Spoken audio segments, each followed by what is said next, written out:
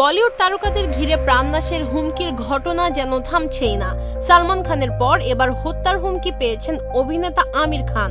সামাজিক যোগাযোগ মাধ্যমে ছড়িয়ে পড়া একটি পোস্ট ও ভয়েস নোটে তথাকথিত লাভ জিহাদ প্রচারের অভিযোগ এনে তাকে হত্যার হুমকি দেওয়া হয়েছে। সেই হুমকিতে কুখ্যাত লরেন্স বিষ্ণোই গ্যাংয়ের নামও ব্যবহার করা হয়েছে।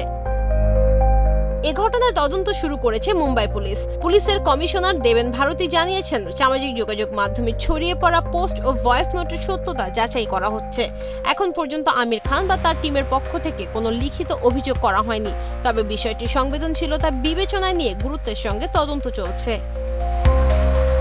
এদিকে মহারাষ্ট্রের স্বরাষ্ট্রমন্ত্রী যোগেশ কদম জানিয়েছেন, বর্তমানে আমির খান দেশের বাইরে রয়েছে। তিনি ভারতে ফিরলেই তার সঙ্গে যোগাযোগ করবে পুলিশ। পরিস্থিতি পর্যালোচনা করে প্রয়োজনে তার নিরাপত্তা আরও জোরদার করা হবে। উল্লেখ্য, এর আগে একাধিকবার লরেন্স বিষ্ণোই গ্যাংয়ের নামে প্রাণনাশের হুমকি পেয়েছিলেন অভিনেতা সালমান খান।